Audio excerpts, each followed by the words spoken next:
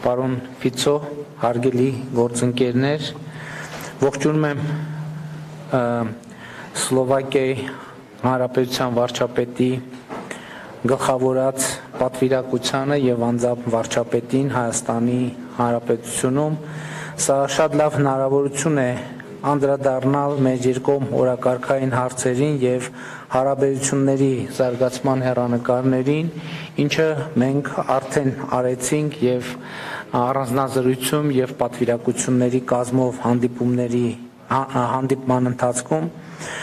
նման բարձրաստիճան փոխայցելությունները նոր կյանք են հաղորդում մեր բարեկամ երկրների միջև քաղաքական երկխոսությանը եւ ուզում եմ շնորհակալություն հայտնել վարչապետ Ֆիցոին ինձ ուղղված հրավերի համար այցելել Սլովակիա եւ ես ուրախությամբ ընդունում եմ այդ հրավերը եւ մենք արդեն հասրեցինք պայմանավորվել, որ առաջիկա այդ հնարավոր այցը ինչ որ առումով կլինի շարունակություն կամ այս այցի, որպեսզի մենք հնարավորություն ունենանք անդրադառնալ այն օրակարգային հարցերին, ինչին առիթ ունեցանք արդեն ձևավորել եւ կարծում եմ դա շատ լավ մոտեցում է, որ մենք կենտրոնանանք կոնկրետ օրակարգերի վրա, որովհետեւ ընդհանուր առմամբ մեր երկկողմ հարաբերությունների օրակարգը շատ լայն է, բայց վարչապետ Ֆիցոյի առաջարկով մենք որոշեցինք վերցնել մի քանի առաջնորդող ուղղություններ եւ այդ ուղղությունների վրա կենտրոնանալով նոր հնարավորություններ բացել նաեւ մեր երկկողմ հարաբերությունների այլ օրակարգերի համար։ Պիտի ընդգծեմ, որ այս այցը իհարկե շատ խոսուն վկայությունն է մեր երկրների միջև ակտիվ քաղաքական երկխոսության եւ ես ուզում եմ պարոն վարչապետին շնորհակալություն հայտնել այն աջակցությունների համար, այո, հենց աջակցությունների, որ վերջին տարիներին Սլովակիան տրամադրել է Հայաստանին, մասնավորապես Հայաստանի Հանրապետությունում Եվրամիության դիտորդական առաքելության ներկայությունը, որտեղ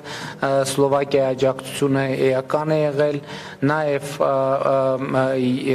եվրոպական խաղաղության գործիքի ծրագրերում Հայաստանի Հանրապետության մասնակցության առումով, իհարկե հիմա նաև ակտիվ բանակցային փուլ է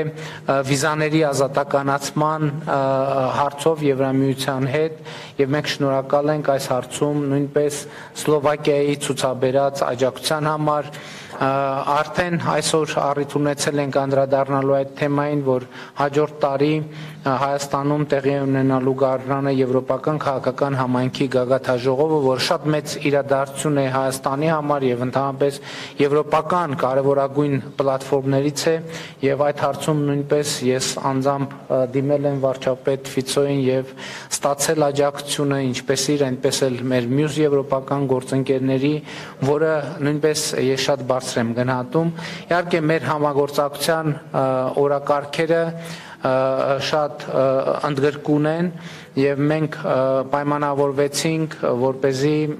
մեր առաջիկա համագործակցությունը կենտրոնացնենք մի քանի ուղղությունների վրա, քաղաքական եւ երկխոսություն, մասնավորապես այդ թվում Հայաստան Եվրամիություն հարաբերությունների համատեքստում շատ մեծ օրակարգ կա էներգետիկ ոլորտում համագործակցության, մասնավորապես միջուկային էներգիայի ոլորտում համագործակցության առումով նաև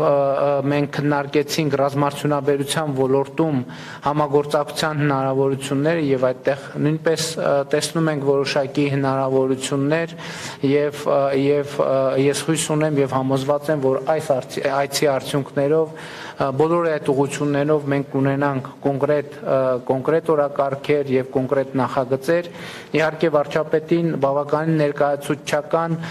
գործարար պատվիրակություն է ուղեկցում եւ ես համոզված եմ, որ այդ պատվիրակության այցի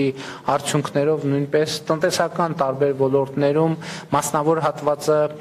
նոր նախագծերի շուրջ քննարկումներ անելու հնարավորություններ կունենա եւ այդ քննարկումները իհարկե բարձր հովանու ներքո կունենան կոնկրետ արդյունք եւ արտահայտություն։ Մեծարգո պարոն վարչապետ, թույլ տվեք եւս մեկ անգամ ողջունել ձեր այցը եւ կարեւորել այն, ինչպես մեր երկկողմ հարաբերությունների, այնպես էլ Հայաստան-Եվրամիության հարաբերությունների համատեքստում իհարկե այսօր առիթ ունեցել ենք եւ երկկողմ քննարկումների ժամանակ եւ այսօր մեկնարկած Երևանյան երկխոսություն